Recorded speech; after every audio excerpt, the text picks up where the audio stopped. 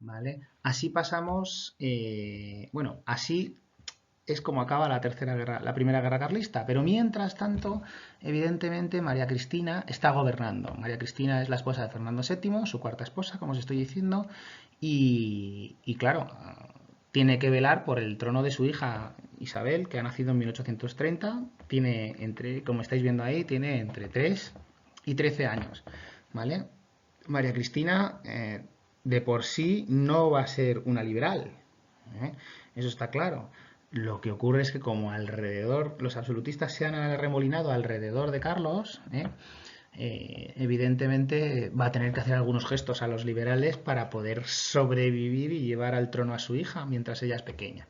¿Vale? Destaca aquí que no cambia al primer ministro. Cea Bermúdez va a continuar siendo el primer ministro. Va a hacer una división provincial bastante parecida a la que hay ahora. Javier de Burgos hace una división provincial. Al hacer una división provincial estamos bajando de categoría a los reinos y los estamos equiparando a las provincias que son menos. ¿Vale? Busca en Martínez de la Rosa, que es un antiguo doceañista, la elaboración de un estatuto real de 1834. Ya os dije en su momento que el estatuto real sería, bueno, cualquier estatuto sería una constitución dada desde arriba hacia abajo, ¿vale? O sea que ya de por sí muy moderada, por no decir nada liberal, porque si la da el rey al pueblo, pues por muchas modernidades que traiga, estamos rompiendo la soberanía nacional, porque es la soberanía nacional la que construye hacia arriba ¿eh? Lo que sería una constitución. ¿Vale? Es una carta otorgada, no se nos olvide, ¿vale? Se divide las Cortes en dos cámaras, el estamento de los próceres, que son elegidos por el rey, y el estamento de los procuradores, ¿vale? Que hay un sufragio muy restringido. ¿La idea cuál es? Pues que vote la menos gente posible. ¿Cuál es la idea? ¿Para qué? Pues evidentemente, pues para que no haya liberales exaltados ni haya un movimiento muy a la izquierda que no le interesa a Isabel. Tampoco se quiere ir a la derecha del todo porque ahí ya están los absolutistas. ¿Vale? ¿Qué más vemos? Vemos también que el rey, fijaos, el rey se guarda muchísimos poderes. El rey, en este caso, la reina regente y después Isabel. El rey nombra y preside el Consejo de Ministros, convoca y disuelve Cortes, nombra al presidente de ambas cámaras y tiene capacidad legislativa. De manera que lo que estamos viendo aquí es que el rey tiene el legislativo y el ejecutivo también bastante. De manera que tiene dos de los tres poderes. ¿Veis cómo estamos hablando de algo que es muy moderado? ¿Vale? Ahí tenéis el Estatuto Real y ahí tenéis, bueno, pues a Martínez de la Rosa, que fue la persona un poco que lo impulsó. ¿Vale? También habéis visto que el Estatuto Real ha caído en algún momento en la EBAU. Ya estáis viendo que artículo 1 se han convocado las Cortes Generales, artículo 2 las Cortes se compondrán de dos estamentos, ¿vale? ¿Cómo se componen o de qué está compuesto el estamento de los próceres? ¿Y cuál es la característica, la categoría que debes tener para ser procurador? ¿Vale? Para ser procurador, para llegar al estamento de los procuradores, tienes que tener una renta propia anual de 12.000 reales. O sea que tienes que ser bastante rico. ¿Vale? Interesante esto aquí también verlo. ¿Vale? A ver, cuando se genera el estatuto, los liberales, lógicamente, pues se van a dividir en dos. Están pasando los siglos. Bueno, ya había vivido una división entre doceañistas y veinteañistas, pero ahora van a tomar un nombre, que van a ser los moderados y los progresistas, ¿vale? Cuando se está haciendo esa constitución, esa carta otorgada, que no es una constitución, pues bueno, pues los progresistas van a querer llegar más lejos y los moderados van a querer estar más cerca, ¿vale? Isabel II, de por sí, y María Cristina también, siempre van a estar del lado de los moderados, que son los que van a dar más poder a la monarquía, ¿vale? Pero bueno, hay veces que para poder mantenerse en el poder, pues van a tener que hacer más caso a los progresistas, ¿vale? Incluso llegaron a sufrir una revolución, ¿vale? Hubo una revolución en 1835 que subió al poder a un tal Mendizábal, que no sé si os suena, ¿vale? Que llegó a restaurar la Constitución de 1812.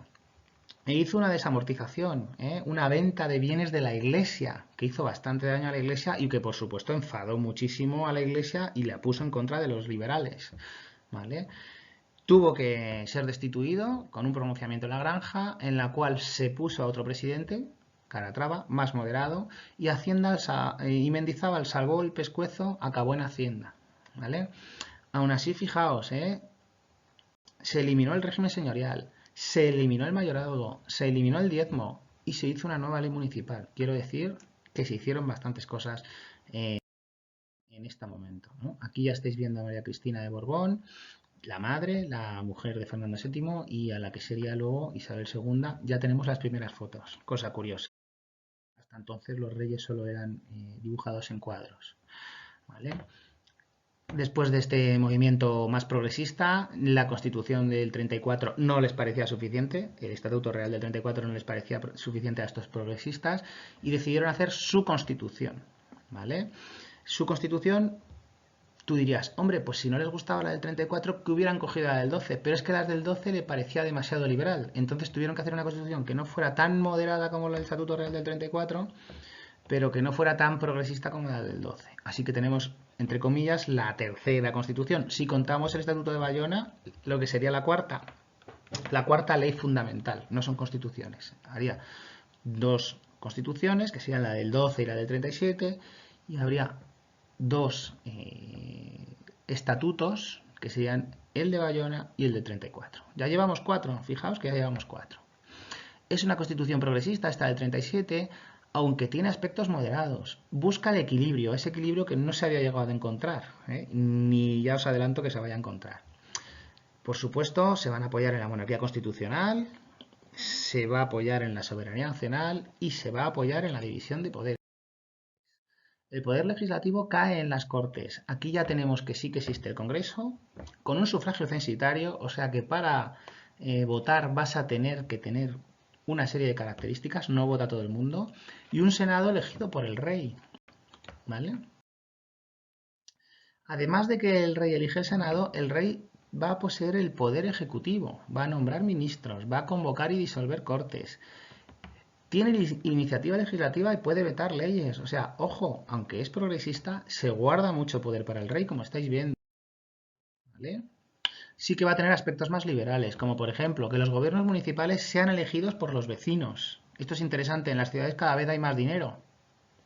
Y entonces no es lo mismo que ese alcalde sea elegido por el rey o que ese alcalde sea elegido por los vecinos, ¿vale? Va a defender mejor los intereses de los vecinos, de los burgueses, un alcalde elegido por ellos, ¿vale? Se instituye la milicia nacional, porque se prevé que esta Constitución pues puede durar poco, ¿vale? Se permite la libertad del culto, interesante, se permite la libertad de culto. Y a cambio de no devolver lo que se desamortizó en la desamortización de Mendizábal, se promete el mantenimiento económico por parte del Estado para la Iglesia Católica. Y se van a reconocer todos o muchos derechos individuales, entre los cuales destaca la supresión de censura y la libertad de imprenta. ¿Vale? Muy bien, tenemos una constitución liberal, progresista, con algunas cosas moderadas para que les guste a todo el mundo. Y entonces, pues bueno, pues una vez que hemos hecho esto, hacemos unas elecciones, porque claro, la Constitución es una cosa y luego hay que concretar y crear un gobierno. Y contra todo pronóstico ganan los moderados. Y lo primero que hacen los moderados, fijaos si era importante el control de las ciudades, es redactar una ley que modifiquen la elección de los alcaldes para que fuera el rey quien designase a los alcaldes. Esto provoca la oposición progresista, entre los progresistas estaba Espartero, que condujo una rebelión y obligó a la reina regente, a María Cristina, a abandonar el poder, al poder y el país. Y así empezó en 1841 la regencia de Espartero. En aquel momento la reina tiene 10-11 años, la niña, Isabel. Isabel se queda. El nuevo regente va a ser Espartero y María Cristina tiene que abandonar el poder y tiene que salir de España. ¿Vale? Espartero, aunque es progresista, es un general y va a gobernar de una forma autoritaria. Va a convocar unas elecciones que van a ganar los progresistas. Continúa la desamortización de Mendizábal, porque él es progresista y está a favor de quitarle poder a la Iglesia, ¿vale? Y claro, España está en quiebra, por eso se desamortiza para vender y que el Estado gane dinero, ¿vale? y va a establecer un liberalismo económico que va a perjudicar a los catalanes. ¿Por qué va a perjudicar a los catalanes? Pues evidentemente los catalanes tenían una serie de privilegios y una serie de fronteras internas que impedían, de alguna manera, que los productos ingleses y los productos franceses entraran en España sin impuestos. Entraban más baratos y entrando más baratos, los ingleses iban a perder ventaja. O sea, los catalanes iban a perder esa ventaja, la ventaja que les daban sus fueros, la ventaja que les daban sus fronteras. Espartero quita esas fronteras, los impuestos, los productos ingleses llegan sin impuestos y entonces los productos catalanes, que son peores, competitivamente España no puede competir con Inglaterra, que es donde ha empezado la revolución industrial, esos productos ingleses van a hacer daño a los productos catalanes, ¿vale? Por tanto, los catalanes se van a enfadar. Recordad bien que el liberalismo hacía daño a los fueros y desde el principio ya hay carlistas en esas zonas donde había bueno, esa posibilidad de que los fueros fueran destruidos. En Cataluña se reaccionó a ese liberalismo económico con protestas y Espartero pues no tuvo mejor idea para aplacar esas protestas que bombardear la ciudad, ¿vale? Resultado, fracaso, resultado, escándalo, resultado, pronunciamiento del general Narváez, que obliga a dimitir a Espartero y a marchar al exilio. Finalmente fue al exilio, fue a Londres y luego volvió a su pueblo. Pero se tuvo que ir, ¿vale? Aquí tenéis también la proclama del general Espartero como regente.